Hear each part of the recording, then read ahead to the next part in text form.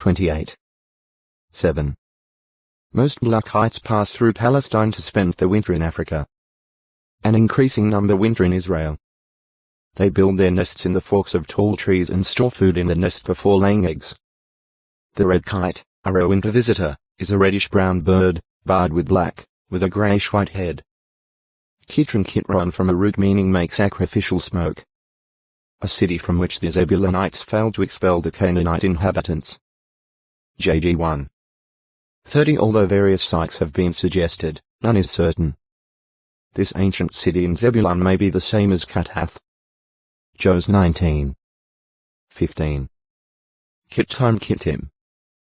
Kittim is listed as one of the 4 sons of Javan, although the name appears only in the plural form in all scriptural references. GE 10. 4. 1 ch 1. 7. The name thereafter is used to represent a people and region. Josephus Jewish Antiquities, I, 128-6, 1 refer to Kittim as Chethemos and associated it with Cyprus and with the name Chethim given by the Hebrews to all islands and to most maritime countries. The ancient Phoenicians referred to the people of Cyprus as Kitti. Modern authorities generally agree with such identification of Kittim with Cyprus. The city of Kish and City on this coast of Cyprus is best known as a Phoenician colony, and so some scholars have viewed the listing of Kittim among the descendants of Japheth as out of place. GE 10. 2, 4. 1 ch 1.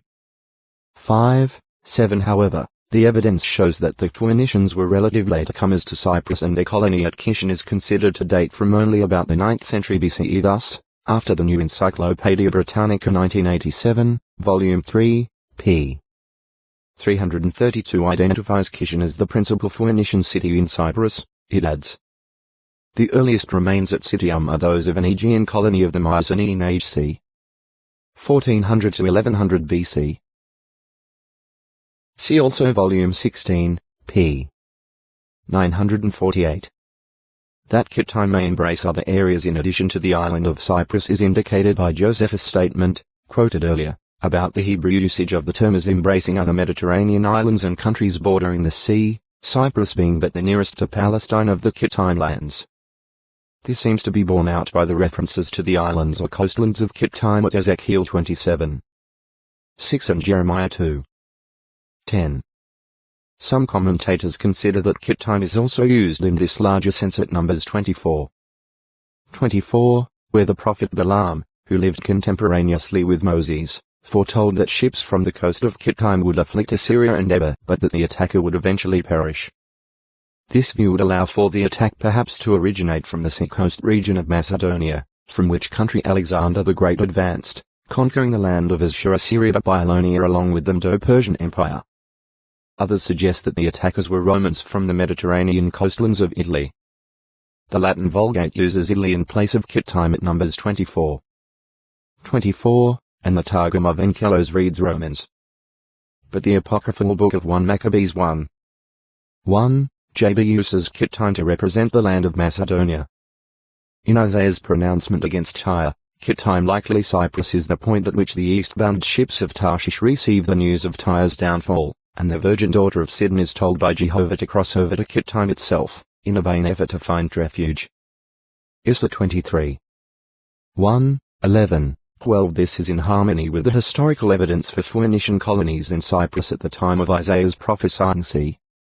778. A 732 BCE? An inscription of Sennacherib relates the flight of King Nulli of Sidon to the island of Idnana, Cyprus as the Reblakite. A bird not suitable for food, according to Textoi Acute Muritra Longo, Neil 179. Salt of the Assyrian attack. Ancient Near Eastern Texts, edited by J. Pritchard, 1974, pages 287. 288. Similarly, many from Tyre evidently sought haven in Cyprus during Nebuchadnezzar's 13-year siege of Tyre, in fulfillment of Isaiah's proclamation. Final mention of Kittim by that name comes in Daniel's prophecy of the rivalry between the king of the north and king of the south, where an attack by the king of the north is thwarted by the ships of Kittim. Da 11. 30. See Cyprus. Kneading trough. A shallow and generally portable bowl-shaped vessel, It was usually made of wood, but sometimes was earthenware or was made of bronze. In it flour and water were mixed and worked into dough. In preparing leavened bread, the mass was usually leavened by working in a piece of dough saved from a previous baking. The mass of dough was left to rise in the kneading trough before baking. G 18. 6. 1 Sir 28. 24. The usual method was to knead the dough with one's hands, though the Egyptians also used their feet at times, when kneading dough in a large trough. Ho 7. 4. The size of the kneading bowl, or trough, varied considerably. However, one earthenware type often used was a bowl approximately 25 centimeters 10 inches in diameter and about 8 centimeters 3 inches deep. Bread was an important part of the Hebrew diet and was baked regularly. Hence, the kneading trough was an essential item among the Israelites and other peoples of antiquity. The frogs that covered Egypt during the second blow brought upon it by Jehovah in Moses' day entered their homes and were even found in the kneading troughs. X 8. 3. The Israelites, later leaving Egypt hurriedly, carried their flour dough before it was leavened, with their kneading troughs wrapped up in their mantles upon their shoulder. X 12. 33, 34. Since the kneading trough was an important vessel in their home, having to do with the preparing of the daily bread, Jehovah's blessing upon it evidently signified an assured sufficiency of food in their home, while his curse upon it represented hunger. De 28. 1, 2, 5, 15, 17. Kneel. This joint in the leg is important for support of the body. Hence, wobbling or enfeebled knees portray weakness. And knocking knees, fear. Job 4. 4. PS 109. 24. Issa 35. 3. Dar 5. 6. Hob 12. 12. All except 300 of Gideon's 10,000 men bent down upon their knees to drink, apparently putting their faces down to the water. In this position they could not be alert, prepared in case of a surprise attack. They were more concerned with slaking their thirst than with the issue at hand. On the other hand, the 300 remained on their feet, picking up the water and lapping it out of their hands, alert, watchful, ready.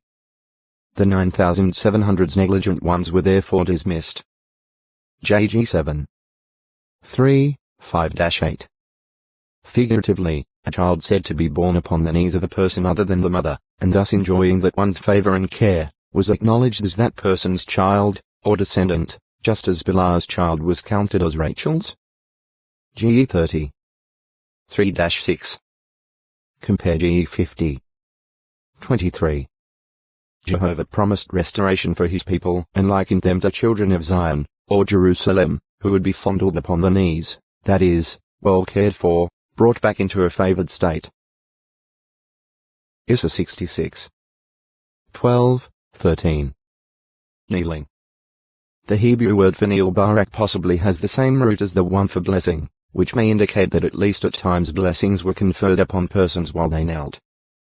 While imploring favor, a person might kneel as an act of respect or to implore favor, as when a chief of 50 representing King Ahaziah knelt before Elijah to plead for his life and that of the men accompanying him. 2 Kai 1. 13, 14. It was on bended knee that a leper entreated Jesus to make him clean. Mr. 1. 40-42. Also 10. 17-22. During prayer. True worshippers often knelt when praying to God, this posture being a suitable indication of their humility. As 9. 5. O textoi acute muritra longo, knife 180 above every other name, so that in the name of Jesus every knee should bend of those in heaven and those on earth and those under the ground. All who gain life must bend their knees in worship to Jehovah in the name of Jesus Christ and acknowledge him as Lord to God's glory. This includes those under the ground, evidently showing that those resurrected from the grave also come under this requirement. PHP 2. 9-11. Joe 5. 28, 29. F1. 9, 10. Primarily, recognition of Jehovah's supremacy and sovereignty is required of those desiring divine favor. Jehovah has declared, "By my own self I have sworn." that to me every knee will bend down. Isra 45. 23. Row 14. 10-12 Appropriately, therefore, the psalmist fervently urged fellow Israelites. O come in, let us worship and bow down. Let us kneel before Jehovah our Maker. PS 95. 6. See attitudes and gestures. Knife. A singly or double-edged cutting implement. Knives used in biblical lands in times past were made of stone, particularly of flint, copper, bronze, or iron. The Hebrew term ma'amidal.akleth, which literally refers to an instrument for eating, is also applied to large knives such as those employed in cutting up the carcasses of sacrificial animals. A slaughtering knife. Heb. Ma'amidal.akleth was the instrument faithful Abraham took in hand when about to sacrifice Isaac. Ge 22. 6, 10, and the same type was used by a certain Levite to cut the body of his dead concubine into 12 pieces. JG 19. 29 Also, Proverbs 30. 14 speaks of a generation whose teeth are swords and whose jawbones are slaughtering knives, thus employing the same Hebrew term as a figure of rapaciousness. Flint knives were made by Joshua for use in circumcising the sons of Israel at Gibeath-Ariloth. Jos 5. 2-4 Part of the Hebrew term designating these knives is cherev, generally rendered sword. Compare Jos 5. 2, ftn.